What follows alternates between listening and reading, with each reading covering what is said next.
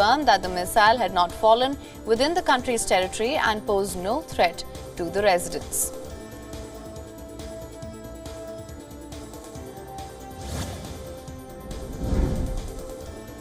Brazilian President Lula da Silva has arrived in Shanghai in an official visit to China. Lula is expected to meet with Chinese President Xi Jinping to discuss common interests. Lula traveled with a delegation of 8 cabinet ministers, including Environment Minister and 5 governors from Brazil's northeastern states, including Bahia, where a Chinese consortium is building a record-breaking bridge. With this visit, Lula is seeking to put Brazil back on the international stage after a period of relative isolation by former President Jair Bolsonaro. China overtook the United States as Brazil's top trading partner in 2009 and is a major market for Brazilian products. Brazil is also the largest recipient of Chinese investment in Latin America.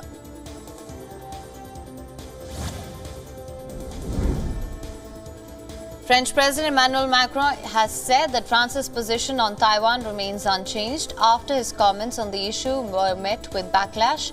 Macron, in an interview, had cautioned against being drawn into a crisis over Taiwan driven by a quote-unquote American rhythm and Chinese overreaction. These comments brought criticism from some politicians and commentators in Europe and the United States. While clarifying his comments on Wednesday, Macron said that he favored the current status quo in respect of the island and does not support provocations.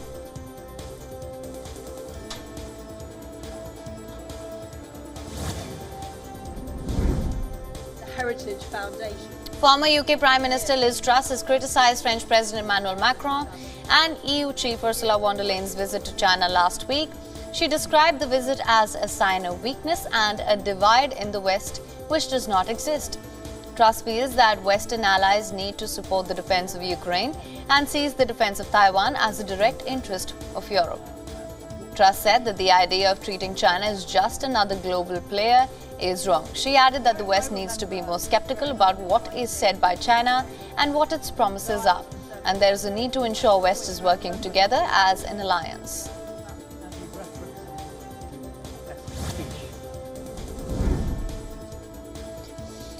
A spokesperson for the German Foreign Ministry has stated that Berlin is very concerned about the situation in the Taiwan Strait. Tensions between Taiwan and China will feature in talks for Foreign Minister Annalena Baerbock is set to hold during a trip to China this week, adding that Berlin is also reviewing its decision to allow China's shipping company COSCO to take a stake in Hamburg Port Terminal.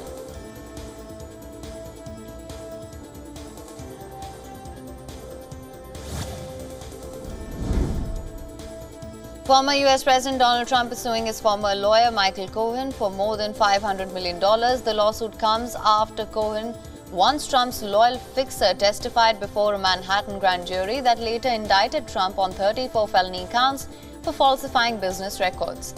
The lawsuit accuses Cohen of violating his attorney-client relationship with Trump by revealing his confidential information and spreading falsehoods in books, podcasts, and media appearances. Cohen was a top executive at Trump's real estate company and then worked as his personal lawyer when Trump assumed office in 2017.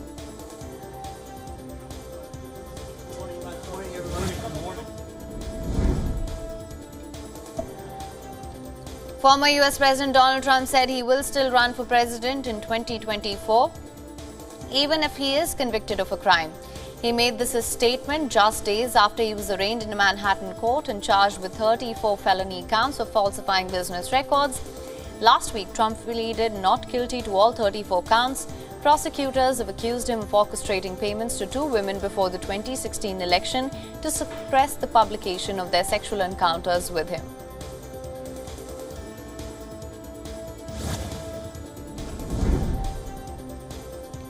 Local government officials in Tennessee have voted to return the second of 2 Democratic state lawmakers who were expelled last week for protesting gun violence on the chamber floor.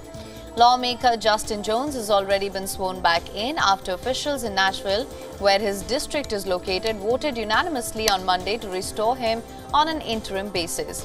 On Wednesday, a county commission in the United States Tennessee also voted to send Justin Pearson back to the state's legislature.